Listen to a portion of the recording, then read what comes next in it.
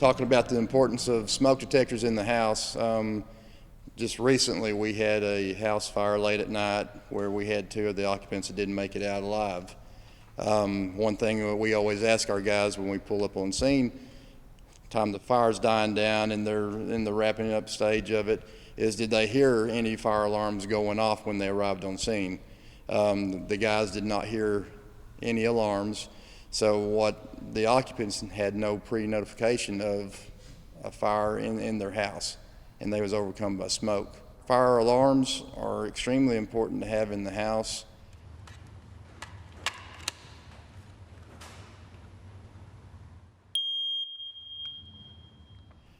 We recommend one for every 1,000 to 1,200 square feet of a house. If you have a house that's 1,300 square feet, you need to have 2 smoke detectors in there. They're cheap to buy, easy to install, and they'll save your life. As far as installation, it has everything you need to in the box. It comes with a battery.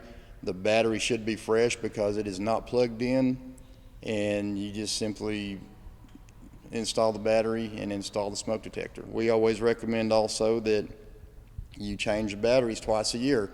Anytime that you change the clock setting for daylight savings time or spring or fall, you check the batteries in your smoke detectors, make sure they're ready to go. We do have times where smoke detectors go bad, and if you continue to have an issue with chirping or them going off and the batteries don't seem to fix the problem, it may be time to replace that.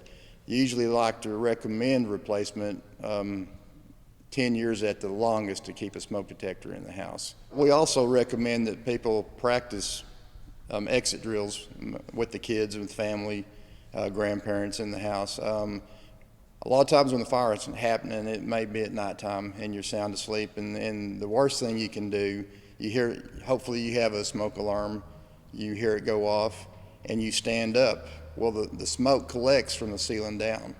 The smoke is really bad stuff to breathe in. It only takes a couple of good breaths of this stuff to take you down. So you actually need to practice when you hear an alarm.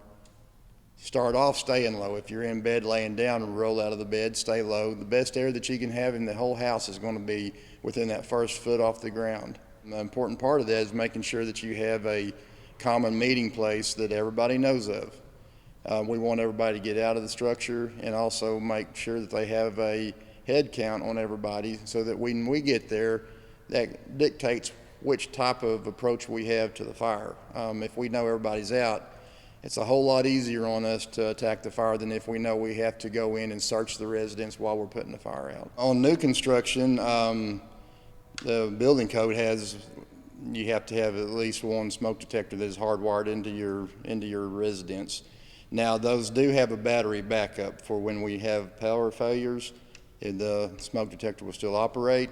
CO detector is very important in the home as well. If you're not 100% electric, if you're 100% electric, you don't need a CO detector because you're not burning any kind of fuel. If you have a fireplace for wood, if you have gas logs or a gas stove, gas hot water heater, anything that burns gas or wood or some sort of fuel, then you have to worry about CO poisoning. If you get that incomplete combustion, it will cause CO, in which you can't smell CO. It has no odor, but it's usually associated with an odor. A lot of times if a heat and air unit's not burning right, you'll get some sort of weird smell in the air, and usually that's associated with CO, but CO itself has no smell. CO is one of those things that small amounts, usually all homes have small amounts. It's not that bad, 1 or 2 parts per million, but once you start getting above 15 parts per million, then it accumulates in the blood. So it can become very toxic to you. Symptoms of CO are very much like the flu. You start getting nauseous, headaches, running a fever, but one of the key elements you got to look for is the rosy red cheeks and nose and stuff like that, because it causes the hemoglobin in the blood. It'll attach to that CO, and that way oxygen doesn't get to the blood the way it's supposed to. So that causes you to basically suffocate inside out. Generally, if you've got levels in your home that are fairly high and you go to sleep, you may not wake up. I've actually worked a couple of calls. We had something out at Bing about 1.5 years ago. Some gentlemen were running a generator inside their home, and the CO accumulated. Both of them had just laid down to go to sleep and passed away in that process. Don't run a generator inside your home. They're not designed to be burned inside like that. They're designed to be outside.